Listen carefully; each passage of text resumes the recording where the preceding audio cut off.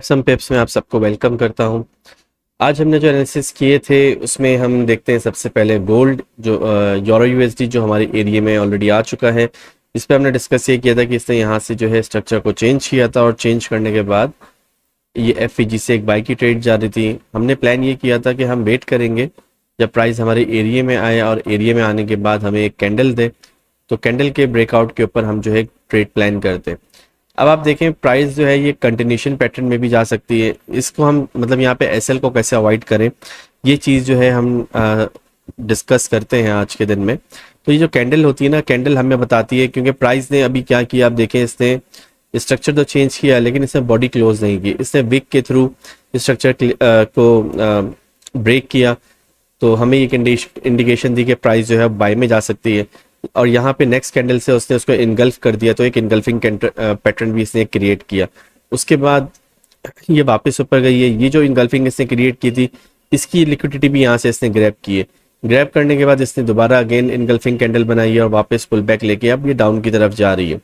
तो ऐसी सिचुएशंस में क्या करना चाहिए? ऐसी सिचुएशंस में जो अभी तक मैं कर रहा था, मैं कैंडल को मार्क करके उसका वेट कर रहा था। पहले मैंने ये वाली कैंडल मार्क की थी, ये कैंडल्स बनती रही थी, फिर इसने ब्रेकआउट कर दिया इस वाली कैंडल ने, तो फिर मैं अपना कैंडल को मैंने शिफ्ट कर लिया, इस पे फोकस करने लगा। अभी जो है रिसेंटली इसने भी ब्रेक कर दिया, तो फिर मैं नेक्स्ट कैंडल पे फोकस कर रहा था। और अब जो है करंट कैंडल वो ये है जिसमें मैं फोकस कर रहा हूँ। यहाँ पे जो पॉइंट है वो ये है डिस्कस करने का कि यहाँ पे हम एसएल को अवॉइड कैसे कर सकते हैं, क्योंकि यहाँ पे देखें अगर हम एंटर होना चाहें तो ये हमारा पैटर्न बिल्कुल बना हुआ है, इस पर हम एंटर हो सकते हैं। यहाँ पे कोई भी ऐसा मुजायका नहीं है। एसएल और जो प्रॉफिट है वो मार्केट का हिस्सा है। अगर एसएल होगा तो भी पता चल जाएगा, टीपी होगा तो भी पता चल जाएगा। तो यहाँ पे तो हमने एक ट्रेड को यहाँ पे एक प्लान कर सकते हैं, जो हम अपने फॉर्मेट के हिसाब से करते भी हैं। लेकिन इसको मजीद सिक्योर करने का जो तरीका है वो मैं आपको बता रहा था कि यहाँ पे अब मैं वेट करूंगा। फिलहाल मैं यहाँ से ड्रैग होता होता यहाँ तक आ चुका हूँ और यहाँ पे आके मैं वेट कर रहा हूँ कि यहाँ पे कोई मुझे इस तरह का कोई रेंज मिल जाए और रेंज का ब्रेकआउट पे मैं ट्रेड करूँ। तो अभी ये चल रही है मार्केट, देखते हैं क्या करती है आगे। सॉरी, मैंने उसको कैंसिल ही कर दिया, जीबीपी को दोबारा से इसको ओपन कर लेते हैं।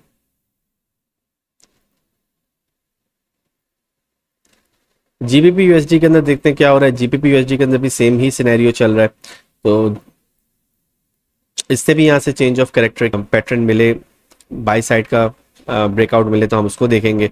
अदरवाइज अगर यहाँ से नीचे ही चली जाती है, इसको ब्रेक कर देती है, तो फिर हम दोबारा से जो ये फॉर्मेट हमारा बना हुआ है इसको हम दोबारा से वेट करेंगे दोबारा से बनने का, और फिर इस पर एग्जीक्यूट करेंगे ट्रेड को। तो ये जो कैंडल फॉर्मेशन होती है, इससे हमारा जो एसएल हंटिंग है वो बहुत ही कम हो जाती है। तो इस वजह से अभी अगर मैं वैसे डायरेक्ट एंटर होता इस जगह, ये हमारी एंट्री थी, डायरेक्ट एंट्री थी, इस जगह अगर मैं डायरेक्ट एंटर होता तो ये मेरा एसएल जो है यहाँ पे वो रखा हुआ है, और टारगेट जो है मेरा वो मोनेस्ट्री 2 जो है वो यहाँ पे बन रहा है।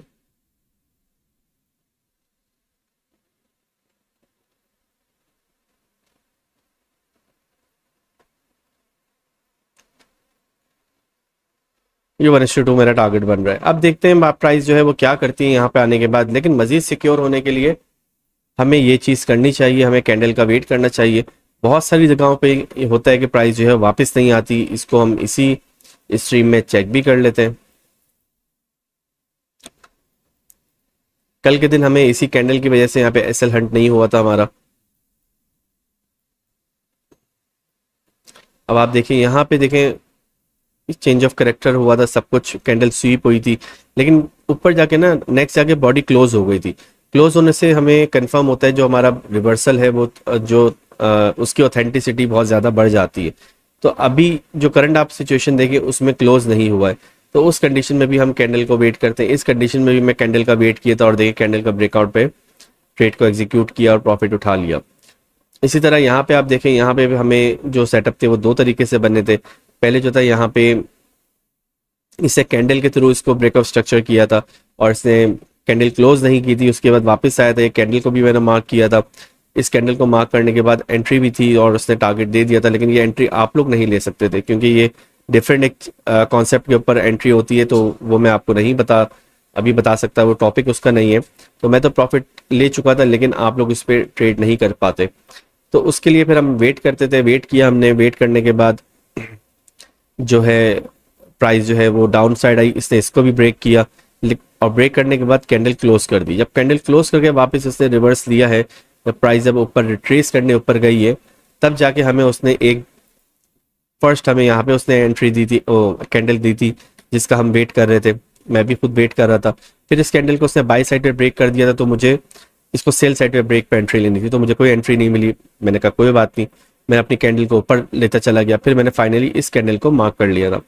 इस कैंडल को मार्क करने के बाद जब मैं इस कैंडल का वेट कर रहा था, मैं इसको डिफरेंट जो है वो उससे हाईलाइट भी कर लेता हूँ ताकि आपको बस पता चल जाए। ये देखें, तो ये हाईलाइट कर ली मैंने। जब इसका ब्रेकआउट हुआ, ब्रेकआउट में मैंने एंट्री ली थी और एंट्री लेके 1:2 का ये वाली जो एंट्री है, इससे 1:2 का टारगेट जो है वो बुक कर लिया था। तो ये एक सिंपल एक इजी इजी सा काम होता है। मैं आपको ये और जगह भी ये चीज़ दिखा सकता हूँ, लेकिन ये असल चीज़ जो होती है ना, वो एरिया आइडेंटिफिकेशन है। ये एरिया कैसे आइडेंटिफाई करना है, क्योंकि ये पैटर्न्स तो हर जगह बन रहे होते हैं। कैंडल ब्रेकआउट हर जगह काम नहीं करती, वो कुछ एरिया में ही काम करती है। वो उसकी एक अलग जो है वो उसके पीछे स्टडी है। अब ये हमारे एरिया में आने के बाद हमें चेंज ऑफ करेक्टर यहाँ मिला था विद बॉडी क्लोज, प्राइस ने रिट्रेस किया था। रिट्रेस करने के बाद इसने यहाँ पे एक हमें कैंडल बनाई थी, ये आप देखें।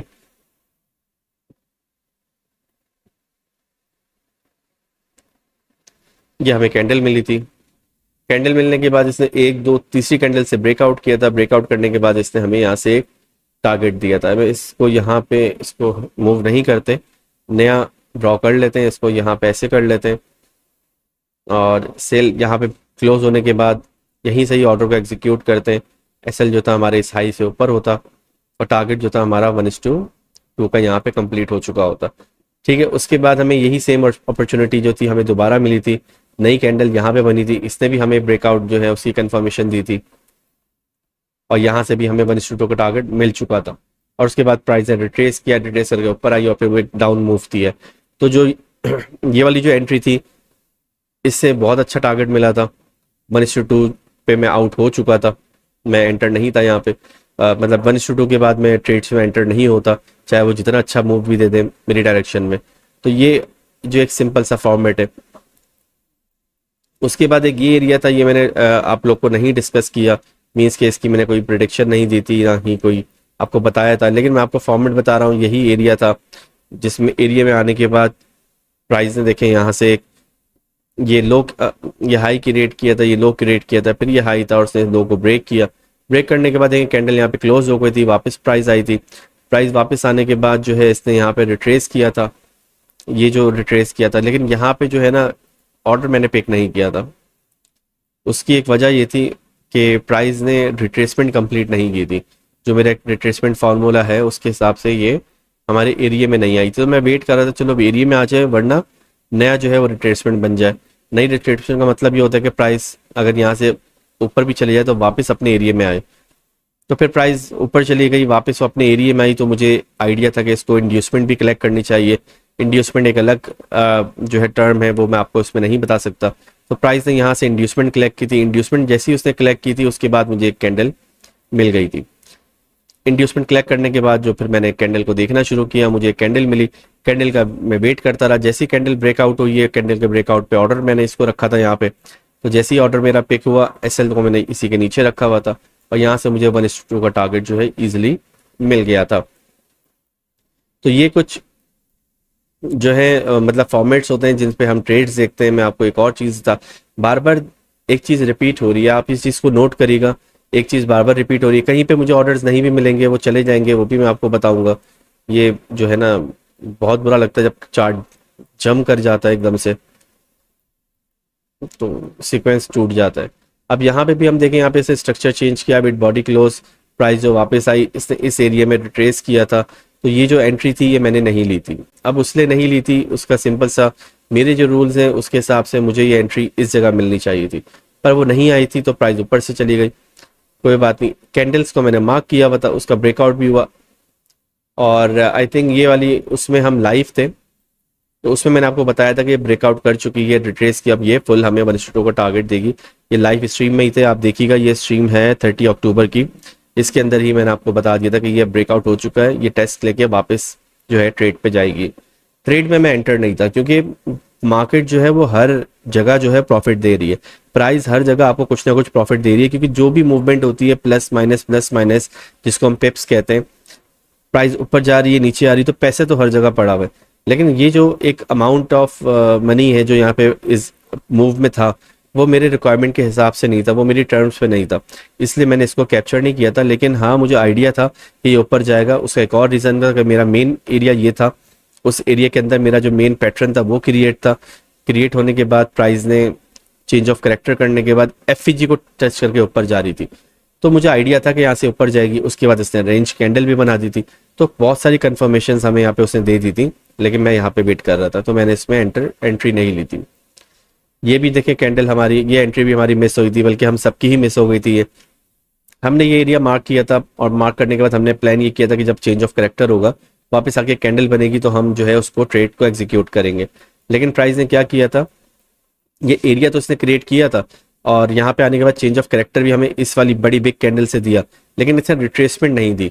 ना कैंडल के ऊपर हमें ट्रेड मिली और ना ही एफईजी के ऊपर कोई ट्रेड मिली, तो इसमें हमें कोई ट्रेड मिली ही नहीं थी। तो उसके बाद हम लाइव आके हमने ट्रेड को डिस्कस किया था, और इस पे से प्रॉफिट जो है आप सबने ज़रूर जो है बुक किया होगा। तो ये एक ही दिन की ही ट्रेड है, एक ही दिन, ये 30 अक्टूबर का ही दिन था, स्टार्ट हुई थी प्राइस यहाँ से। हमने एनालिसिस, फर्स्ट एनालिसिस हमारा ये था कि प्राइस यहाँ से जाएगी, जब वो यहाँ पे नहीं आई, वापस यहाँ से चली गई, तो फिर हमने ये वाला एरिया निकाला था। लेकिन यहाँ पे हमें एंट्री नहीं मिली, प्राइस तो ने तो मूव किया लेकिन एंट्री नहीं दी। फिर थर्ड एरिया हमने ये निकाला था, यहाँ से हमने एक प्रॉफिट को बुक किया था। उसके बाद मैं आपको सिर्फ ये बता रहा हूँ कि हम लोग फॉर्मेट किस तरह देखते हैं। एक काम अभी जो मैं देख रहा हूँ, हम करंट मार्केट को देखें वो कहाँ पर है।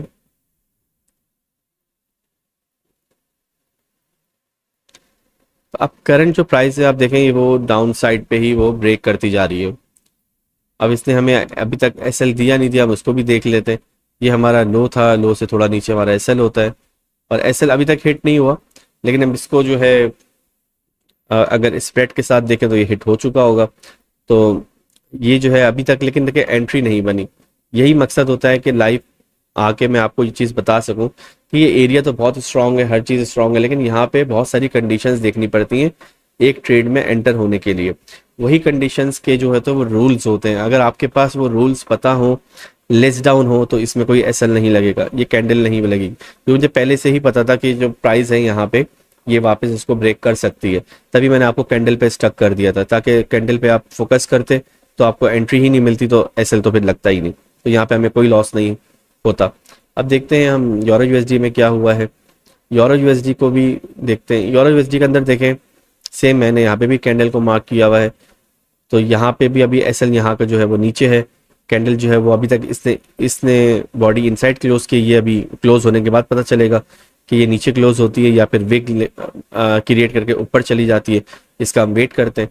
लेकिन यहाँ पे भी एसएल हंटिंग जो है वो अभी तक नहीं हुई है। अगर आप रूल्स के हिसाब से चलेंगे हमें कोई लॉस नहीं हुआ।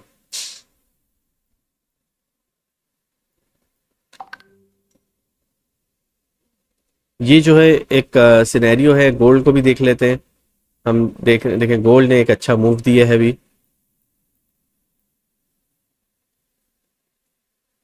नहीं, कल हमारा जो प्लान था वो यही था कि प्राइस अगर हमारे एरिया में आती है, तो एरिया में आने के बाद हम इसको एक डाउन साइड मूव को प्लान कर सकते हैं। अब आप देखें प्राइस हमारे एरिया में नहीं आए, लेकिन वो डाउन साइड पे ही गई है। इसको भी देख लेते हैं।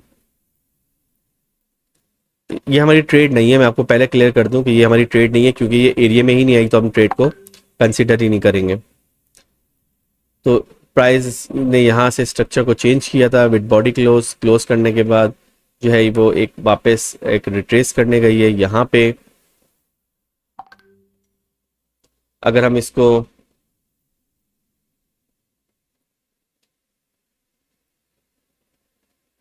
देख रहा हूँ, मैं आपको कहाँ से इसको बताऊं। अगर आप इसको यहाँ से देखें, जब इसने बॉडी क्लोज की थी तो प्राइस ऊपर आई है, आने के बाद यहाँ पे इसने हमें कैंडल दी है। ये ट्रेड हमारी नहीं है, मैं ऐसे ही आपको बस अपना फॉर्मेट का बता रहा हूँ। ये देखिए इसने ये बॉडी क्लोज की है, ऑर्डर पिक किया है और फिर ये डाउन साइड पे चली गई है। तो ये भी एक फॉर्मेट है, पर ये हमारी ट्रेड में शामिल नहीं है, हमारे एरिया में ही नहीं आया तो हम इसको कंसिडर ही नहीं करेंगे। अभी देखते हैं प्राइस ये क्या मूवमेंट देती है। यहाँ से अगर हमें कोई पैटर्न मिलता है गोल्ड में तो मैं आपको फिर अपडेट करता हूँ। जीपीपी जेपीवाई भी देख रहा था मैं गोल्ड में हमें मुसलसल जो है कोई अच्छी ट्रेड नहीं मिल रही है, तो इसलिए फिर मैं देख रहा था जीपीपी जेपीवाई में कोई अगर अपॉर्चुनिटी मिले। लेकिन टारगेट जब मैंने देखा तो हमें टारगेट जो है ऑलरेडी मिल चुका है। ये आप देखें जीपीपी यूएसडी, इस पे जो है एसएल एसएल हंटिंग हो चुकी है, ठीक है, लेकिन हम लोग इस पूरी ट्रेड से विदाउट एसएल आउट है। तो अब हम क्या वेट करेंगे, अब हम वेट ये करेंगे कि दोबारा से ये जो हमारा सेटअप है ये दोबारा से क्रिएट हो, दोबारा से एफईजी बने, और एफईजी बनने के बाद हमें जो है एक ट्रेड जो यहाँ पे इसको हम एग्जीक्यूट करने का वेट करेंगे विद बॉडी क्लोज। तो इस लाइव स्ट्रीम में एक चीज आपने और देख ली, अगर हमें चेंज ऑफ कैरेक्टर कैंडल से मिल रहा है, लाइक स्वीप कैंडल हुई हुई है जिसमें उसने बॉडी क्लोज नहीं की हुई, तो हम कैंडल के बगैर एंट्री नहीं करेंगे, डायरेक्ट एंटर हम नहीं होंगे, क्योंकि उसमें हमारे पास 98% 85% चांसेस होते हैं प्राइस जो है वो लो ब्रेक कर देती है, क्योंकि 15% प्राइस चली भी जाती है, क्योंकि वो एरिया की जो एक रिक्वायरमेंट है इस एरिया में इतना फोर्स होती है कि वो उसको बाई की तरफ पुश कर देती है, जो जिस डायरेक्शन में भी हम प्लान कर रहे हैं पुश कर देती है। तो यहाँ पे आप देखें लाइव ही हमें इस सेटअप पे कोई एसएल नहीं पड़ा।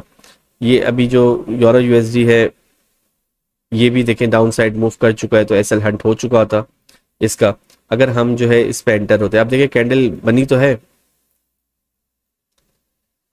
तो दो कैंडल, लेकिन ब्रेकआउट डाउन साइड पे हुआ, तो कैंडल प्राइस जो अब नीचे जा रही है। इसी तरह यही इसी सिनेरियो को आप देखें यहाँ पे, इसमें ना ट्रेड्स के भी बहुत सारे एक रूल्स होते हैं। ये इसने ब्रेकआउट किया, डाउन साइड पे कैंडल क्लोज की थी, यहाँ से आप ट्रेड ले सकते थे, उसका भी एक तरीका है, वो उसमें डिस्कस नहीं करूंगा, कंफ्यूज हो जाएंगे आप लोग। तो उसके लिए बहुत सारी सिचुएशंस होती हैं, वो फुलफिल थी, लिक्विडिटी ग्रैब थी, इनगल्फिंग बनी हुई थी, और हमारे पास कैंडल बनी हुई थी। फिर हम अब इस तरह जब चेंज ऑफ करेक्टर होता है तो हम लोग डाउन साइड पे भी देखते हैं कि यहाँ पे भी प्राइस ने जो है इसको ब्रेकआउट दे दिया है, डाउन साइड पे भी स्ट्रक्चर को ब्रेक किया, जिसको हम कहते हैं शॉर्ट स्ट्रक्चर। एक तो हमारा ये मेन स्ट्रक्चर है, मैं आपको अभी थोड़ा बता दूं, ये मेन स्ट्रक्चर जो बन रहा था, ठीक है, और इसी के अंदर हम एक कंसिडर करते हैं शॉर्ट स्ट्रक्चर, मतलब हम उसको यहाँ से काउंट करते हैं। ये प्राइस ने लो क्रिएट किया था, ये हाई क्रिएट किया था, फिर एक लो हाई, ये इसने यहाँ से स्लो को ब्रेक किया, ये पुल बैक लिया और फिर ये डाउन। तो यहाँ पे ये भी हम एक ट्रेड को कंसिडर कर सकते हैं। ट्रेड्स तो बहुत सारी होती है, दिन में 1:2 बुक करना कोई बड़ी बात नहीं है, इजिली बुक हो जाता है। और जो हमारा टारगेट है मंथली का, उसको भी मैं आपको बताता चलूँ। देखिए अगर टारगेट पे आपको क्लैरिटी मिल गई तो ही सारा जो है वो ट्रेडिंग का गेम ही टारगेट से शुरू होता है।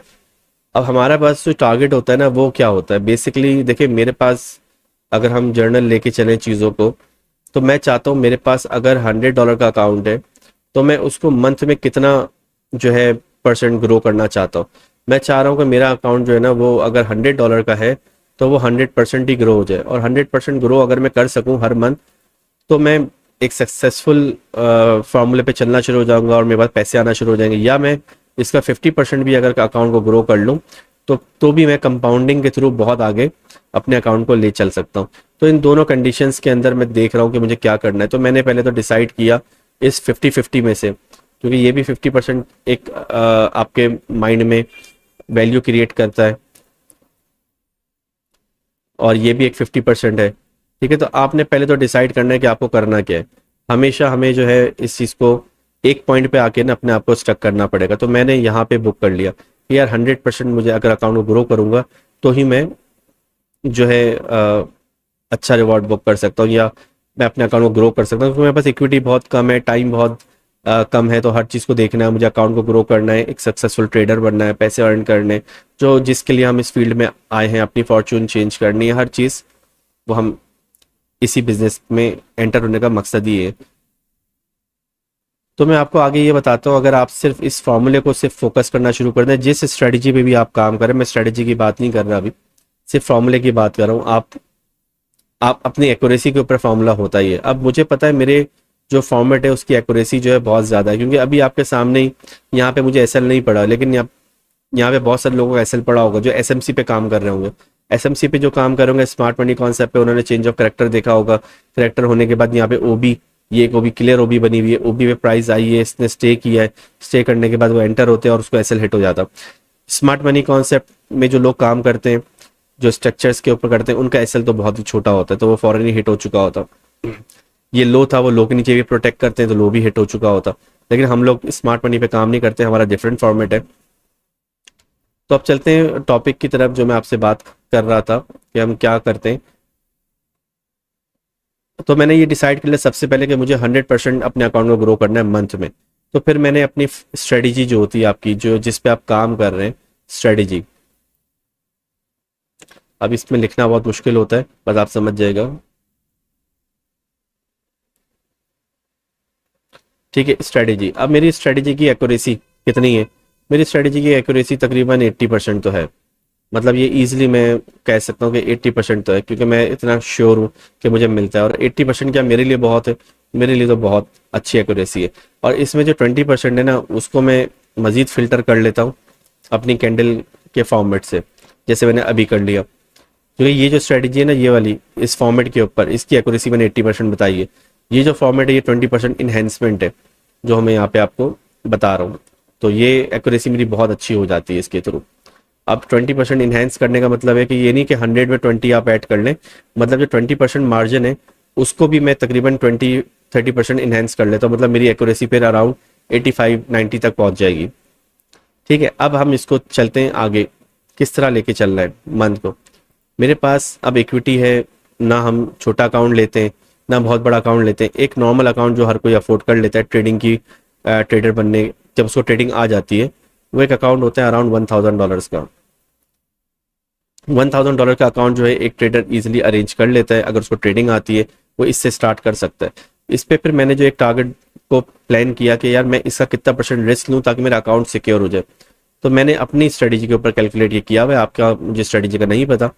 मैंने ये कैलकुलेट किया कि मैं अगर 0.25% का रिस्क लेता हूँ तो मेरा अकाउंट जो है वो ब्लो नहीं होगा कभी भी, मैं इसको पॉजिटिव में ही मंथ एंड पे क्लोज करूंगा। अब ये कितना परसेंट रिस्क बनता है मैं ये देख लेता हूँ। ये मेरे अकाउंट का बनता है 25%। अच्छा, 25% रिस्क बनता है, मैं इसमें नंबर ऑफ ट्रेड्स कितनी कर सकता हूँ, मैंने वो कैलकुलेट किया, नंबर ऑफ ट्रेड्स। तो नंबर ऑफ ट्रेड्स जो मेरी बनी, इसमें मैंने 1000 को 25 से डिवाइड किया तो 40 ट्रेड्स। अब मैंने कैलकुलेट ये किया कि अगर मैं 40 ट्रेड्स करता हूँ अपने फॉर्मेट में, तो मुझे बैक टू बैक कितने एसएल पड़ सकते हैं। मेरा जो टारगेट है वो 1:2 का है, तो मैं अकाउंट को ब्लॉक कर सकता हूँ। तो मेरे पास एक आंसर आया, वो ये आया कि नहीं, मेरा अकाउंट जो है इसमें ब्लो नहीं हो सकता अनटिल अनलेस मैं जो है वो रूल्स को फॉलो ना करूं, तो फिर तो ये ख़त्म हो जाएगा। 20 ट्रेड्स 40 ट्रेड्स कुछ भी नहीं है, लेकिन रूल्स के साथ ये पॉसिबल नहीं है कि 40 को हम जो है वो ब्लो आउट हो जाए, हम प्रॉफिट में ही मैं क्लोज करूंगा। तो ये चीज़ तो मैंने पहले डिसाइड कर ली।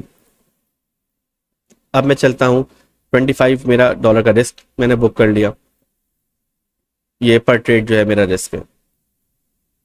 ठीक है, अब मेरे पास 40 ट्रेड्स है। अब मैंने डिसाइड किया कि मेरी जो इक्विटी है वो कितनी है, $1000 की। मुझे इसको डबल करना है, मुझे इसको कितना लेके जाना है, मुझे इसमें ऐड ही $1000 करना है। अब मैंने उसके हिसाब से एक प्लान किया कि मेरी एक्यूरेसी इतनी है तो मुझे मंथ में कितना चाहिए होगा इसको डबल करने के लिए $25 के हिसाब से। तो आंसर आया मेरे पास, मुझे 40 टाइम्स, मतलब 25 जो मेरा रिस्क है इसका मुझे 40 टाइम चाहिए। तो रिस्क हम किसको कहते हैं, हम लिखते हैं आर। मेरे $25 का रिस्क है, ठीक है, और ये 40 क्या है, इसको भी हम लिख देते हैं इस तरह,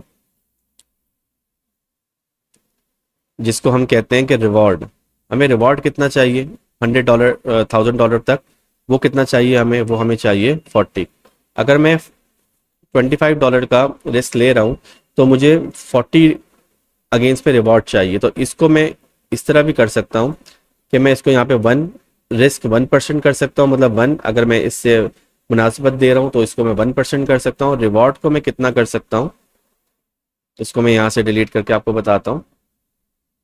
अब यहाँ पे मुझे चाहिए 1000, तो मुझे कितना चाहिए, 40। अब ये मेरा जो एक टारगेट निकला है, तो मैं 1:40 मुझे मंथली चाहिए। कितना चाहिए मुझे? 1:40 मंथली।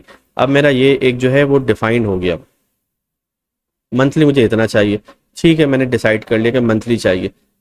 अब मैंने ये डिसाइड करना है कि स्ट्रेटजी भी मेरे पास है, टारगेट भी मेरे पास है, मंथ के अंदर निकालना है। तो मैंने इसको सबसे पहले तो शॉर्ट अपने सिंप्लीफाई किया कि मंथली मुझे 1:40 चाहिए, तो वीकली और डेली कितना चाहिए होगा।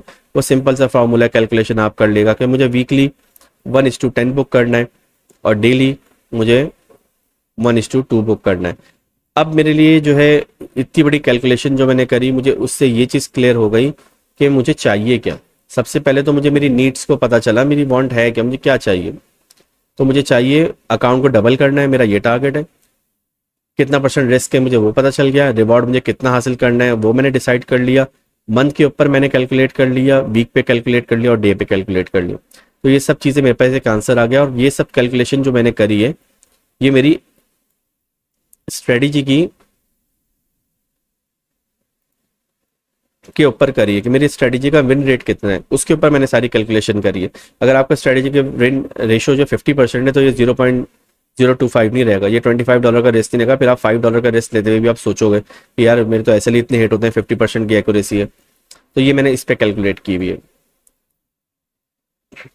अब मेरे पास टारगेट आ गया। अब मुझे क्या है, मुझे डेली के $25 से, अगर मैं डेली का $25 से रिस्क से एंटर होता हूँ और मुझे 1:2 मिल जाता है, तो मैं $50 डे में बाहर हो सकता हूँ। और वीक में ये हमारा डे हो गया, ठीक है। और मुझे वीक में कितने में बाहर हो जाऊंगा मैं? 250 पे। ये मेरा टारगेट है। मंथ क्या बनेगा मेरा? मंथ मेरा 1000 बन जाएगा, क्योंकि इसको मैं मल्टीप्लाई करूंगा 4 से, 4 वीक्स होते हैं, तो 1000 मेरा टारगेट पूरा हो गया। अब इसको अचीव करने के लिए मैंने पेयर्स को चूज किया। रैंडम पेयर्स में मैं काम नहीं कर रहा हूँ, आप देखिएगा मैं कभी भी मल्टीपल पेयर्स नहीं उठाता। मैंने फिर पेयर्स चूज किए, मैंने एक यूरो चूज किया, मैंने एक पाउंड चूज किया, ठीक है, और मैंने एक जो है गोल्ड चूज कर लिया, ठीक है। ये 3 पेयर्स मैंने चूज किए। अब इस 3 पेयर्स में से मुझे क्या बेनिफिट हुआ ये देखने वाली बात। मुझे पता चला कि मुझे डेली एक पेयर में से 1:2 मिल सकता है, +2 +2, टोटल मुझे कितना मिल सकता है? 6R मिल सकता है, जो मेरी स्ट्रेटेजी है जो है मिल सकता है। उसमें से मुझे 1:2 बुक करना है। उसके बाद मेरे पास 3 पेयर्स हैं। अब 3 पेयर के अंदर कहीं पे भी जब अच्छा सेटअप बनेगा मैं उसमें एंटर हूँगा, अच्छा सेटअप नहीं बनेगा मैं एंटर नहीं होऊंगा, ठीक है। तो ये चीज़ मैं आपको एक स्ट्रेटजी बता रहा हूँ। जब भी हम ट्रेड में एंटर होते हैं, एंटर होने से पहले ही हमें हर चीज़ पता होनी चाहिए, तो हम उसमें से हम प्रॉफिट बना सकते हैं।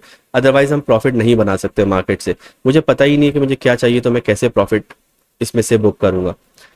तो ये मेरा डे की रिक्वायरमेंट हो गई, ये मुझे डे की एक पॉसिबल मूव है, ठीक है। अब मुझे, मैं इसको आपको वीक में करके बताता हूँ कि मेरे पास कितनी रिक्वायरमेंट है वीक की। 1:10 की है, ये हमें, मुझे और आपको पता है, हम डिस्कस कर चुके हैं। लेकिन जो 6R है ये मुझे डेली मिल रहा है, तो मुझे वीक में कितने टाइम्स कितना रिवॉर्ड मिल सकता है वीकली, तीनों पेयर्स का मिला के वो मिल सकता है 30R। 30R मुझे मिल सकता है। मुझे बुक कितना करना है? उसमें से 10R बुक करना है। अब मेरे लिए काम आसान हो गया। अब मैं अपने जो एक हमारा रिवॉर्ड होता है हम उसको पिक कर सकते हैं, ट्रेड्स को हम पिक कर सकते हैं, किस पेयर में काम करना है उसको पिक कर सकते हैं। और मेरे पास डेली का ये एक रिवॉर्ड आ गया। अब इसको मैं आपको और कैलकुलेशन करके बताता हूँ कि मैं इतना रिलैक्स क्यों रहता हूँ। वो इसलिए रहता हूँ क्योंकि वीकली जो है हमारा ये मेरा डेली का, वीकली का मुझे 30R बुक करना है। तो इसमें से मेरे पास अच्छा खासा इसमें चांस है। अब इसको मैं आपको मंथ पे कैलकुलेट करके बताता हूँ। 30R जो है, 30R जो है, इसको मैं अगर मल्टीप्लाई कर दूं 4 से, तो ये तकरीबन 120R मुझे एक मंथ में मिल रहा है, ठीक है। ये मंथली है जो मेरे पेयर्स मुझे दे रहे हैं, ठीक है, जिसमें से मिल रहा है। और मेरी रिक्वायरमेंट कितनी है इस टोटल में से? मंथली मुझे कितना बुक करना है जो रिक्वायरमेंट के हिसाब से, वो सिर्फ 40R बुक करना है। तो इसका मतलब है मेरे पास अपनी टारगेट से 3 टाइम्स, मतलब मैं इसको मल्टीप्लाई कर दूं 3 टाइम्स मेरे पास जो है वो पॉसिबिलिटीज बनेंगी, जिसमें से मुझे सिर्फ 40 बुक करना है। तो मतलब मैंने एक अपना कंफर्ट जोन जो है पहले से ही बना के रखा हुआ है। अब ये 3 पेयर्स आपको, अब अगर आप इसको फॉर्मेट को फॉलो करें तो आपको समझ में आएगा कि मैंने सबसे पहले ट्रेडिंग स्टार्ट नहीं करी, मैंने सबसे पहले एक स्ट्रेटजी, सॉरी इसको हम डिलीट कर देते हैं। सबसे पहले मैंने एक अपनी स्ट्रेटजी बनाई थी जिस पे मैं काम कर रहा था। उस स्ट्रेटजी को मैंने जो है टेस्ट करा, चेक करा और मैंने अपनी एक्यूरेसी उसमें से बताई। इस स्ट्रेटजी की एक्यूरेसी हो सकता है 90% हो, पर मेरी 80% है। उस पर मैंने 20% कुछ अपनी तरफ से इंप्रूवमेंट कर दिए जिससे मेरी एक्यूरेसी ज़्यादा हुई। तो मैंने पहले तो अपनी एक्यूरेसी आइडेंटिफाई की कि एज अ ट्रेडर मेरी क्या एक्यूरेसी है। स्ट्रेटजी की एक्यूरेसी की बात नहीं कर रहा, हर स्ट्रेटजी में हर बंदे की एक्यूरेसी अलग होती है, इसलिए क्योंकि वो रूल्स को फॉलो कर रहा है, उसका माइंड सेट, उसके पास टाइम कितना है वो डिपेंड करता है, उसने कितनी चीज़ें ट्रेड एग्जीक्यूट करते हुए देखी हैं, उसको पता होने के बाद भी उसने उन चीज़ों को फॉलो करा ही नहीं करा, तो उसकी एक्यूरेसी और मेरी एक्यूरेसी में फ़र्क हो सकता है। तो सेम स्ट्रेटजी में मेरी एक्यूरेसी फॉर एग्जांपल 60, किसी दूसरी स्ट्रेटजी में तो उसकी 90 हो सकती है। तो ये डिफर करता है पर्सन टू पर्सन, जिसको हम साइकोलॉजी भी कहते हैं, जिसमें फेयर, इमोशंस, ये सब चीज़ें जो है वो काउंट होती हैं। तो सबसे पहले तो मैंने स्ट्रेटजी चूज़ की, उसके बाद मैंने अपना एक टारगेट चूज़ किया। टारगेट चूज़ करने के बाद मैंने चेक किया कि मुझे उस टारगेट को क्या नाम है कितना परसेंट अकाउंट को ग्रो करना है। उस ग्रो करने के बाद मैंने उसको नंबर ऑफ ट्रेड्स पे डिवाइड किया, जिसको हम रिस्क भी कहते हैं 0.025% पे। अब मुझे समझ में आया कि अकाउंट मेरा ब्लो नहीं होगा, तो मैं वहाँ से तो मेंटली रिलैक्स हो गया। उसके बाद फिर मैंने इसको ग्रो करने के लिए जो मैंने मंथ पे डिवाइड किया कि मुझे क्या चाहिए, मैंने उसको मंथ पे डिवाइड किया तो पता चला मुझे 250 जो है डॉलर्स वीकली चाहिए। उसके हिसाब से मैंने पूरा प्लान को कैलकुलेट किया, फिर मैंने वीक पे डिवाइड किया, फिर मैंने डे पे डिवाइड किया। फिर मैंने 3 पेयर चूज़ किए कि हर पेयर में मुझे डेली की एक ट्रेड अगर मिलती है, मैं ज़्यादा ट्रेड्स पे नहीं जा रहा, एसएल हंट होता है होने दो, कोई प्रॉब्लम नहीं है, मैं ज़्यादा ट्रेड्स पे नहीं जा रहा। तो सब होने के बाद भी मुझे मेरे उसमें से क्या निकलना, रिवॉर्ड बहुत निकलना शुरू हो गया। तो अब मैंने अपना क्वेश्चन क्रिएट करना था, तो मैंने 3 पेयर्स चूज़ किए। 3 पेयर चूज़ किए तो मुझे पता चला कि मेरे पास जो टोटल, मैं आपको यहाँ पे दिखाता हूँ, टोटल जो मेरे पास 3 पेयर है, तो मैं डेली बेस पे 2+2+2 6 आवर में बुक कर सकता हूँ। मुझे रिक्वायरमेंट 2 की है, 2 मेरे पास एक्स्ट्रा है, ठीक है। उसके बाद यहाँ पे मैंने आपको बताया मंथली में 120 आवर बुक कर सकता हूँ, मुझे 40 चाहिए, तो मेरे पास इनफ क्वेश्चन है, क्वेश्चन क्रिएट हो गया, हर चीज़ सेट हो गई, अब मैं काम कर रहा हूँ। इसलिए मैं रिलैक्स रहता हूँ। कभी पेयर नहीं बनते, सेटअप नहीं बनते, मैं सोचता हूँ आज नहीं बना तो कल बन जाएगा। अब मैं आपको इसमें एक चीज़ दिखाता हूँ, वो शायद आपको शो नहीं हो, तो मैं इसमें कॉपी पेस्ट वहाँ से मैं कर देता हूँ। मुझे आप थोड़ा सा टाइम देगा, मैं जल्दी से उसको निकाल लेता हूँ। ये एक्सेल की एक शीट है जिसपे हमने समराइज किया हुआ है, तो वो यहाँ पे स्क्रीन पे आई थिंक शो नहीं होगी, तो मैं उसको क्या करता हूँ, कॉपी करके यहाँ पे पेस्ट कर देता हूँ ताकि आपको समझ आ जाए। बस 1 मिनट मुझे दीजिएगा, मैं यहाँ से कॉपी कर लिया है और मैं इसी चार्ट पे, हम दूसरा चार्ट ओपन कर लेते हैं, यहाँ पे मैं इसको पेस्ट कर देता हूँ, इसको एनलार्ज करता हूँ। अब देखें जो मैं आपको बात बता रहा था ना, उसका मैं आपको रिजल्ट बताता हूँ। ये देखिए, सब होने के बाद भी जब हम इतनी बात हम कर रहे हैं, तो ये मेरा वीकली रिव्यू है जो हमने ट्रेडिंग करी है सारे 3 पेयर्स के ऊपर। अब आप देखें, इस दिन मुझे मंडे के दिन 14 to 18 वाले वीक में कोई ट्रेड नहीं मिली थी। जीपीपी गोल्ड में दोनों में ट्रेड मिली थी। 2 Wednesday 4 आवर मैंने बुक हम लोग ने कर लिया था। ट्यूसडे वाले दिन हमें तीनों में ट्रेड मिल गई। वेनेसडे वाले दिन हमें एक में ट्रेड मिली और दो पेयर्स में ट्रेड नहीं मिली, क्योंकि ये होता है। थर्सडे वाले दिन हमें एक में ट्रेड मिली, एक में स्टॉप लॉस हमें हिट हुआ, फिर गोल्ड में हमें ट्रेड ही नहीं मिली। और फ्राइडे वाले दिन हमें किसी में ट्रेड ही नहीं मिली और एक में स्टॉप लॉस भी हिट हो गया। 2 पेयर्स में ट्रेड नहीं है। ओवरऑल मैं 12 आवर में निकल रहा हूँ। मेरा टारगेट कितना था, 10।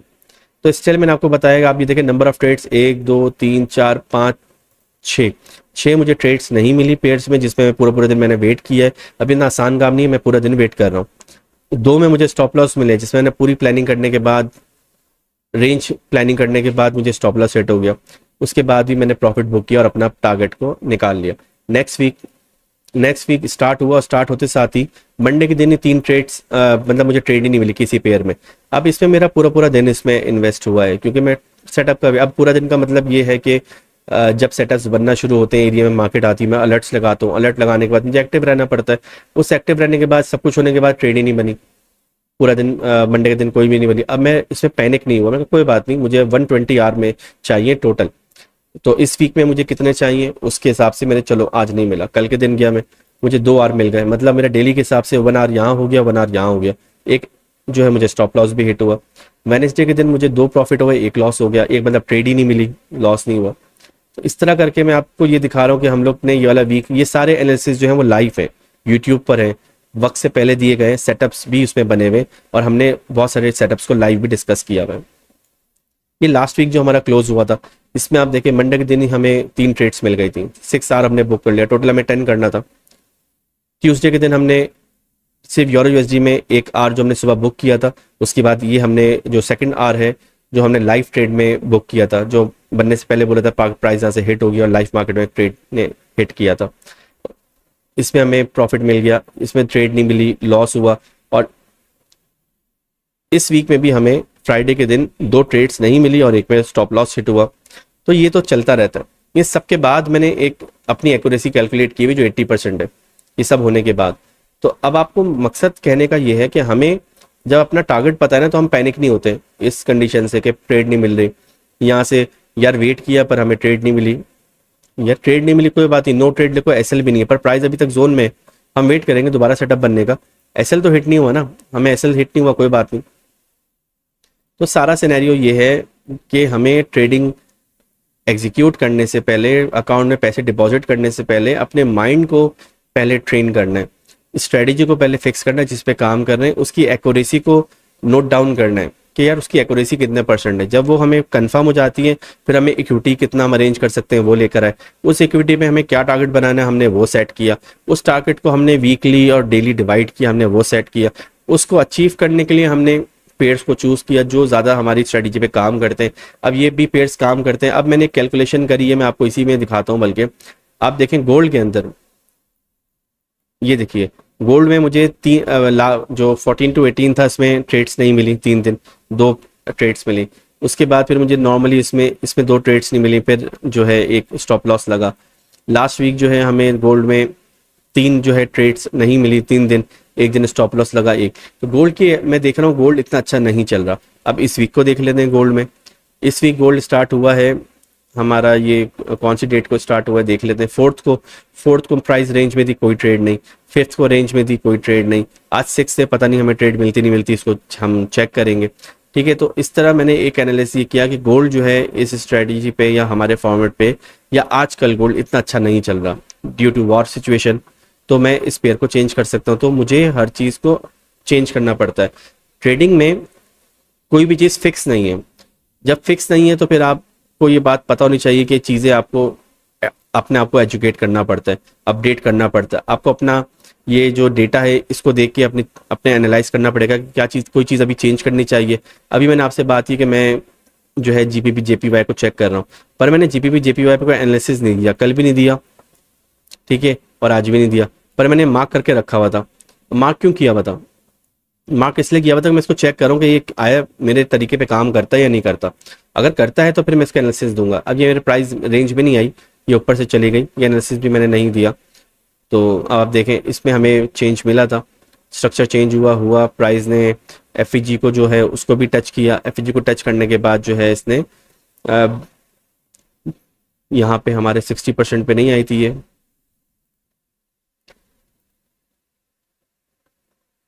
60% पे हमारे नहीं आई, ये वाली कैंडल आई ना, इसने हमें ब्रेकआउट नहीं दिया। ये देखें एक कैंडल थी, सेकंड कैंडल ने ब्रेक कर दिया, मतलब मुझे मेरी एंट्री नहीं मिली। लेकिन ये था कि हमें दूसरे फॉर्मेट के थ्रू यहाँ पे अगर हम एफईजी पे एंटर थे तो हमें इससे टारगेट दिया है, प्रॉपर टारगेट दिया है, कोई बात नहीं।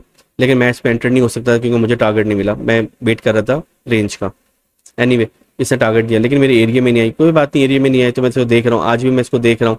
मेरा आज कुछ जो प्लान है वो मैं आपको बता देता हूँ।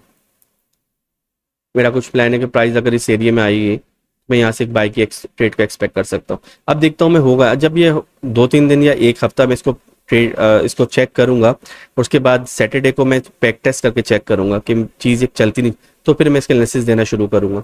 और फिर गोल्ड को हम कुछ अरसे के लिए स्टॉप करेंगे। स्टॉप इसलिए करेंगे क्योंकि फिलहाल गोल्ड जो है सही से नहीं चल रहा, अपनी मूवमेंट को उस तरह नहीं कर रहा। आप देखें ना यहाँ से प्राइस जो है मुसलसल ये एक बिग बॉक्स के अंदर फंसी हुई है। अभी इसने इस बॉक्स को ब्रेकआउट किया है, देखते हैं आगे क्या करती है। तो इस तरह से क्या होता है, आप अपने प्लान्स को चेक करते हैं, चीज़ों को चेक करते हैं, एनालाइज करते हैं, और फिर आगे की तरफ हम मूव करने की कोशिश करते हैं। तो ये मैंने आपको पूरा एक प्लान बताया था कि किस तरह जो है हमने सबसे नंबर वन जो था हमारा वो स्ट्रेटजी थी जिस पे भी आप काम कर रहे हैं, उसकी आपने एक्यूरेसी चेक की। मैंने एक्यूरेसी चेक की, मेरी 80% है। ठीक है, उसके बाद आपने अपनी इक्विटी जो आप अरेंज कर सकते थे, क्योंकि जब स्ट्रेटजी चेक करने का मीन्स आपने इनफ काम डेमो पे कर लिया या रियल मार्केट में गया, वो आपकी मर्जी, लेकिन आपको पता है स्ट्रेटजी की एक्यूरेसी कितनी आपकी, मतलब आपकी एक्यूरेसी कितनी है। फिर आपने फंड अरेंज किया, अब वो कोई किसी ने भी किया। अब मैंने फिर ये डिसाइड किया थर्ड स्टेप पे कि मुझे गेन कितना चाहिए। मैंने गेन को डिसाइड किया 100% मुझे गेन चाहिए था। ये मेरा स्टेप 3 हो गया था। स्टेप 3 के बाद मेरा स्टेप 4 क्या था इसमें, स्टेप 4 ये था कि जब ये 100% मुझे गेन करना है तो इसको मैं ब्रेक करूँ मंथ में, वीक में और डे में। तो मैंने इसको मंथ में, वीक में और डे में इसको मैंने ब्रेक किया। जब मुझे समझ में आ गया मुझे कितना चाहिए, तो फिर मैंने नंबर 5 स्टेप क्या किया, मैंने पेयर्स सेलेक्ट किए जो मेरे स्ट्रेटजीज पे मैं काम करता हूँ कि मुझे कितने पेयर चाहिए। मुझे एक पेयर चाहिए जिसमें मेरा काम हो जाएगा, मुझे 2 पेयर चाहिए, मुझे 3 पेयर चाहिए, या मुझे 4 चाहिए, या मुझे 5 चाहिए। तो मैंने ये चीज़ डिसाइड की। जब मैंने चीज़ डिसाइड की तो मुझे समझ में आया कि मुझे सिर्फ 3 पेयर चाहिए, ना 1 चाहिए ना 2 चाहिए, मुझे 3 चाहिए। तो मैंने 3 को फिक्स कर लिया। अब 3 के अंदर भी मैंने चेक किया कि इन 3 पेयर्स में से मुझे टोटल रिवॉर्ड कितना मिल रहा है, 120 मिल रहा है, 120 आर मंथली मिल रहा है। मुझे कितना बुक करना है, 40 आर बुक करना है। तो मेरे पास स्टिल जो है 80 आर का जो है मार्जिन आ रहा है। 80 आर के अंदर ज़रूरी नहीं है कि हमें ट्रेड्स ना मिलें, ज़रूरी नहीं है कि स्टॉप लॉस। 80 आर के अंदर जो है क्या क्या चीज़ें शामिल होंगी जो मिस आउट हो जाती हैं, मतलब नो ट्रेड्स, जिस दिन ट्रेड नहीं बनी वो भी 80 आर के अंदर शामिल है, क्योंकि उस दिन ट्रेड ही नहीं बनी। ठीक है, सेकंड क्या किया, उसके अलावा स्टॉप लॉस, एसएल हमारा हंट हो गया, ये इसमें शामिल है। ठीक है, एक ये हो गया, एक ये हो गया 80 ट्रेड्स में। उसके बाद एक कुछ ट्रेड्स हमारी ऐसी होती हैं जो मिस आउट हो जाती हैं। मिस आउट मीन्स मैं अवेलेबल नहीं था, मिस हो गई, तो वो सब इसमें शामिल है। ये सब होने के बाद मैंने जो है अपने जो टारगेट है उसका मोर देन 200% मैंने निकाल के रखा हुआ है। मीन्स के 100% ये है और ये डिवाइड करें तो टोटली 300% है। 200% मैंने एक्स्ट्रा जो है बफर लिया हुआ है अपने एक टारगेट का। उसके बाद मैं जाके कोशिश कर रहा हूँ कि मैं अपने टारगेट को बुक कर सकूँ, तो मेरे पास स्टिल मार्जिन है। अब मैं इसको 100 में डिवाइड करूँ, टोटल 100% अगर ये बनता है 120%, तो उसमें से मैं डिवाइड करूँ तो मैंने 30% मुझे अचीव करना है, 60% मेरे पास लेवरेज है। तो 30% टारगेट में 100 में से टारगेट को अचीव करना है। अब इसको मैंने मंथ पे प्लान किया हुआ है, तो अब आपको समझ में आएगा साइकी किस तरह डिफाइन होती है, स्ट्रेटजी किस तरह बनती है। ट्रेडिंग जो है आज के दिन मिले ना मिले मुझे इफेक्ट क्यों नहीं कर रही, क्योंकि मुझे अल्टीमेट गोल पता है कि यार हो जाएगा, आज नहीं तो कल हो जाएगा, जल्दी नहीं है, ज़बरदस्ती ट्रेड्स में एंटर नहीं हो रहा। तो वो सब चीज़ों से स्टॉप करने के लिए ना मैंने अपने माइंड को बिल्कुल खाली रखा हुआ है। और आप इसको सही वर्ड जो कह सकते हैं, एक तो मैं कहता हूँ कि मैंने माइंड को एम्प्टी रखा हुआ है, आप इसको भी ये वर्ड भी, और दूसरा आप कह सकते हैं कि मैंने माइंड्स को जो है इंफॉर्मेशन दी हुई है कि उसको चाहिए क्या। इसलिए जब आपने उसको प्रॉपर इंफॉर्मेशन गाइडेंस दी हुई है, या आप उसको कहते हैं आपने उसको डेटा उसको दिया हुआ है कि तुम्हें ये चीज़ें चाहिए, तो इसलिए फिर जब उसको पता है तो वो इन्हीं चीज़ों को देखता है, वो बाकी किसी भी चीज़ को नहीं देखता। ना वो इस ट्रेड को देख रहा है, ना वो स्ट्रेट को देख रहा है, ना इस पेयर को देख रहा है, ना उस पेयर को देख रहा है, वो किसी को भी नहीं देख रहा। वो सिर्फ किसको देखता है, अपने इस डेटा को जो मैंने उसको दिया हुआ है, उसको चाहिए क्या, उसको मैंने जो है इंफॉर्मेशन को पुट इन किया हुआ है। तो ये एक हमारा टॉपिक था जो मैं आज डिस्कस करना चाह रहा था, क्योंकि ट्रेड तो हमें जो है वो आज बनी थी, पर हमें वो अभी तक वो मिली नहीं है। अब हम क्या करेंगे, नेक्स्ट अपॉर्चुनिटी क्या है, इसलिए हमारे पास एरिया वैलिड है, हम यहाँ पे वेट करेंगे दोबारा से स्ट्रक्चर चेंज का। स्ट्रक्चर चेंज होने के बाद हम उसमें 2-3 कंडीशंस देखेंगे। स्ट्रक्चर चेंज हमें जो है कैंडल ने जो किया है वो चेंज ऑफ कैरेक्टर, वो स्वीप के साथ है, बॉडी क्लोज के साथ है, किस तरह है वो। उसके बाद हम वेट करेंगे रेंज का, रेंज के बाद हम ट्रेड को एग्जीक्यूट करेंगे। सेम हम इसमें भी ये काम करेंगे, तो हमारा स्टिल वैलिड है। गोल्ड में अभी तक कोई सिनेरियो मुझे अभी क्लियर नहीं हुआ, अगर होता है तो मैं आपको शेयर करूंगा, क्योंकि अभी देखें मार्केट ने ड्रॉप लिया हुआ है, ड्रॉप लिया हुआ है तो इसका लास्ट लो जो है वो यहाँ बनता है। अब इतना बड़ा अगर ये पुल बैक लेके आती तो ट्रेड हमारी इतनी बड़ी बन नहीं सकती। तो फिलहाल हम वेट करेंगे, अगर प्राइस यहाँ पे कुछ और मोमेंटम हमें देती है, फिर उस मोमेंटम को मुझे चेक करना पड़ेगा कि हमें लेफ्ट साइड से कोई ऐसा एविडेंस मिल रहा है जिसकी बेस पे जो रिवर्सल पॉसिबल है, तो फिर हम उसको चेक करेंगे। तो उसको मैं एनालाइज करूँगा, उसमें टाइम लगेगा। तो अभी जो है स्ट्रीम को यहाँ पे वाइंड अप करते हैं, इसको क्लोज करते हैं। जो एक टॉपिक था आज डिस्कशन था वो ये था कि जो हमारी ट्रेड बनी थी उसमें हमने स्टॉप लॉस को कैसे अवॉइड किया। तो बेसिक टॉपिक जो ये था, how to avoid stop loss. और स्टॉप लॉस को अवॉइड करने के लिए सिर्फ ये रेंज वाली कैंडल इंपॉर्टेंट नहीं है, वो ये सारी कैलकुलेशन जो हमने करी ना ये इंपॉर्टेंट है, क्योंकि यही चीज़ जो है वो आपको अननेसेसरी एंट्री पे पहुंचाती है। अगर आप बिला वजह मार्केट में एंटर ही नहीं होंगे ना तब भी आपका स्टॉप लॉस नहीं हो रहा। आप एक हफ्ते कोई ट्रेड ही ना करें तो आपने कोई पैसा लूज नहीं किया, आपने गेन नहीं किया वो बात तो ठीक है, लेकिन लूज भी तो नहीं किया। जब लूज नहीं किया तो वो भी तो एक प्रॉफिट ही है, क्योंकि हमने कोई लॉस ही नहीं किया। जब लॉस नहीं किया तो जो भी है वो प्रॉफिट में ही है। तो ये भी हमें एक चीज़ समझना चाहिए कि जब एंटर होना है तो हमारी कंडीशन के हिसाब से हो, और कंडीशन जब बन रही है तो एंटर हो तो हमें उसमें से प्रॉफिट मिलेगा। अब देखते हैं यहाँ पे प्राइस क्या करती है। अभी हम देख इसको मैं आपको सेटअप को बताता हूँ। जीबीपी में मुझे नजर आया कि इस कैंडल ने इससे इस लो को ब्रेक किया हुआ है और इस कैंडल ने इसको ब्रेक कर दिया। अब यहाँ पे अगर बॉडी क्लोज होती है, होने के बाद हमें यहाँ पे एक दोबारा से कोई कैंडल मिलती है जो इस तरह की हम कैंडल मार्क करके रखे उसको हम कैंसिल कर देते हैं। अब ये कंफ्यूज करेगी, मिलती है तो यहाँ से हम एक बाय की ट्रेड दोबारा देख सकते हैं। जीबीपी यूएसडी में यहाँ पे कोई सेटअप बन रहा है, देख लेते हैं। इसको आप फिर बाद में वॉच करिएगा, मैंने आपको सारी चीज़ें बता दी। यहाँ पे स्ट्रक्चर अभी तक हमें चेंज नहीं मिला, स्ट्रक्चर चेंज अभी तक यहाँ पे नहीं हुआ है। इस कैंडल को भी हटा देते हैं, ये भी अब हमारे किसी जो जिसको हम बुक कर रहे थे किसी काम की नहीं है।